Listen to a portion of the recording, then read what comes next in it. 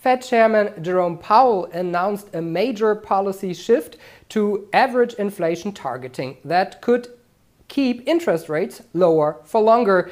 This is the IG Trading Talk, and I'm Manuel Koch.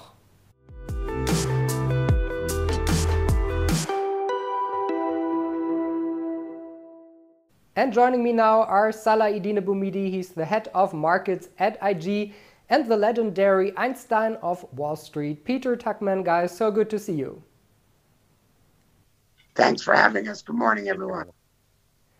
Peter, just because everyone can see that you look different, can you give us a tiny hint what you have done the last weeks? Because I think you were in hospital and it's all about COVID-19. So maybe just tell us 2 sentences if you are okay. Absolutely. So, guys, I've been going through the COVID-19 since March, and I've sort of moved my way beyond the virus and the initial symptoms. But unfortunately, I have some collateral damage that has been affecting my cervical spine. And as a result of this virus and inflammation, I've been forced to have a surgery to rebuild the whole cervical spine, which is why I'm talking like this. I'm wearing a brace, and I had a surgery this week, putting in some plates and screws and whatnot. The prognosis is good. It's a long recovery. I will be like this probably for 3 to 4 more months, but I will not be losing a beat with the IG Live, so you'll see me every week. Peter, so good to see you, and I'm very happy that you are okay. So all the best for you. And maybe let's talk about the markets. The Fed announcement was a big deal. Does it mean that we see low interest rates or even zero interest rates for a long, long time, and that stock markets will only see one direction, they will go up? I really think it's sort of fascinating. The Fed story, the inflation story, the interest rate story is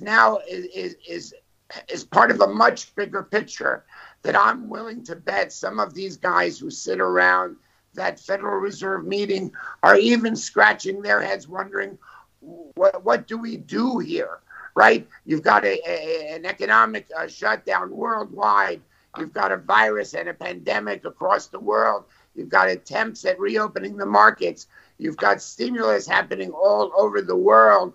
You've got United States stock market that is literally trading, a moment away from historic record highs, while at the same time we have a record unemployment and we've got interest rates trading near zero. And so what do we do?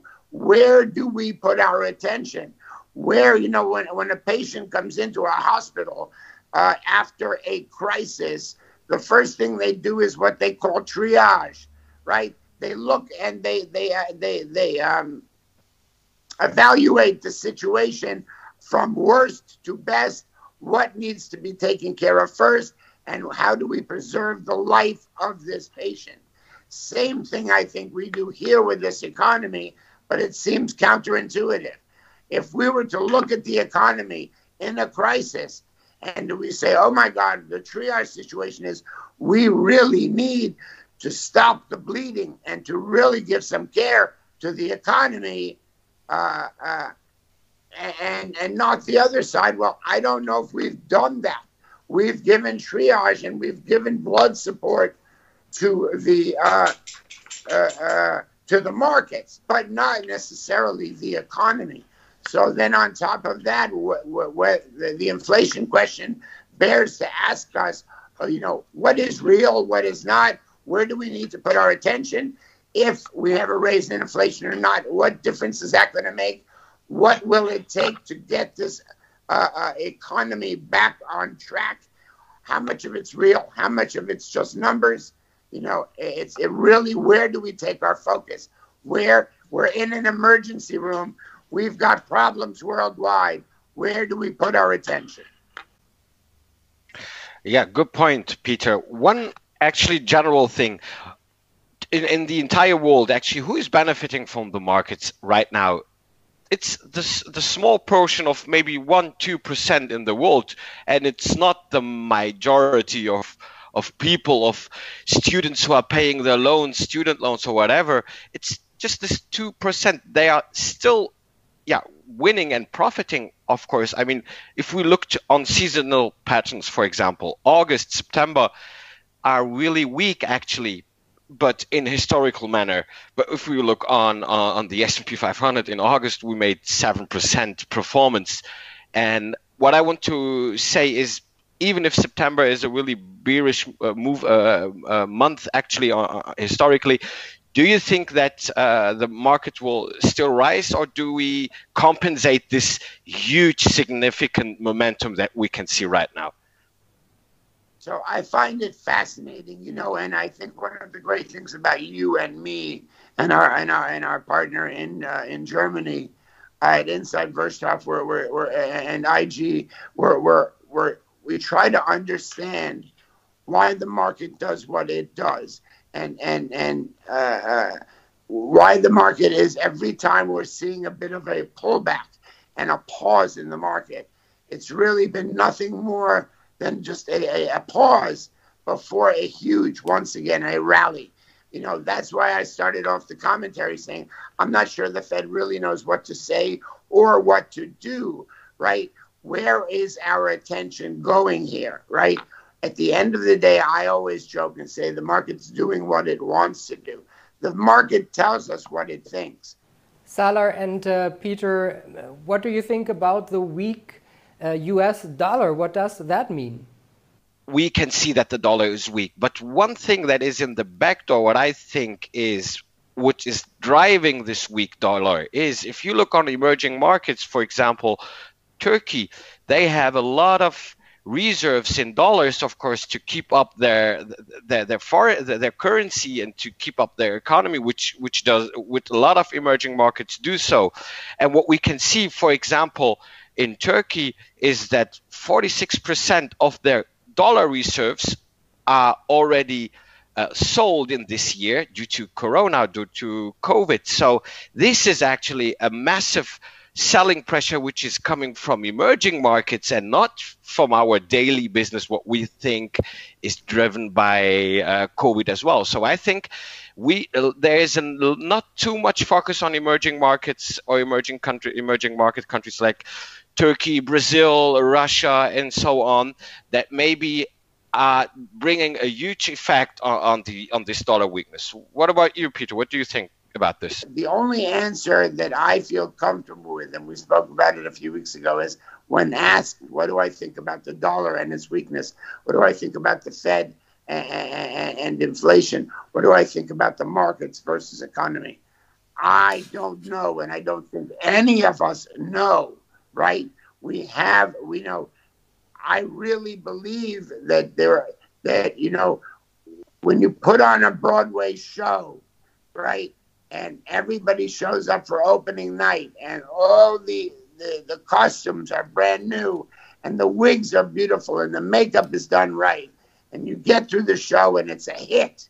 It's a smash hit, right? And then at the end of the evening, and everybody closes up shop, and boom, boom, boom, and you stroll through that movie, that theater on Broadway, and everyone's gone home, and there's no sign of all the wonderment and the musicals and the expertise of the musicians and the nice fancy people all dressed up for their evening.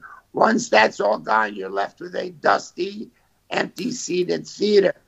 And my fear, in a huge way, is that a lot of what's going on here is a lie of smoke and mirrors in a bigger and bigger way every week, right? I'm not waiting for a shoe to drop, but I'm kind of waiting for a shoe to drop. Everybody could take a huge lesson in this year. And I would wish I would start from this day, starting trading from a new kind of way, because this is the best year to start trading, actually, to learn about trading. Nobody, even the gurus, even Warren Buffett, doesn't know where the market will go to. I love that you said that, and I agree with you. It's almost as if what we're seeing now in one day or 1 week or one trading cycle, used to take years to happen. Right. So if you're a student of markets and you want to try and understand what's going on, there is no better time in history. It's like as if you went. It's as if you you have economics 101. It happens 3 times a week. You have 1 semester, 2 semesters, 3 semesters.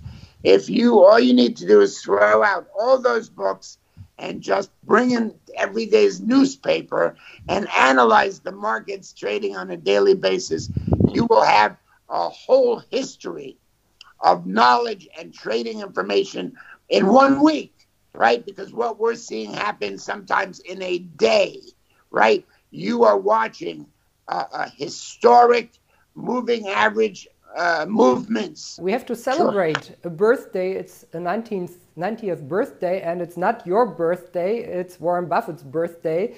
He was born on August 30th, 1930. Is he like a legend or an icon on Wall Street? You know what? It's fascinating. I know that I've met him a number of times, and I have to admit that he's a character. He's obviously an incredible, iconic investor. He is a quirky curmudgeon of a man. You know, he still lives in the home he grew up in. He still wears the same shoes he wore in 1947. He doesn't drive around in a Tesla. He doesn't spend more than $16 on a steak dinner. He has hundreds of billions of dollars. You know, he did not buy any stock on March 23rd when the market went down. He eradicated his positions in the airlines. Sometimes, in retrospect, his trades have been extraordinary with foresight. Sometimes his trades have been, it's hard to know really, because, you know, we only hear about his trades after the fact. If you're slinging around a couple $100 billion, well, anybody can look good with $100 billion. But, however, I find it extraordinary, his humility. It's almost surreal in a way for such a, you know, he's like from the Wizard of Oz. You know, he's a very homely country guy. You know, he came from humble beginnings. He's incredibly bright. He's a big thinker. The qualities that make him up are extraordinary. And Peter, I think we can learn a lot from you as well. Thank you so much, Peter Tuchman, the Einstein of Wall Street, and Salah-Eddine Bouhmidi. He is the head of markets at IG. Guys, appreciate your time. Thank you, Manuel. Thank you, Manuel. And thank you for watching. This was the IG Trading Talk. I'm Manuel Koch, and for more information, go on IG.com. See you next time.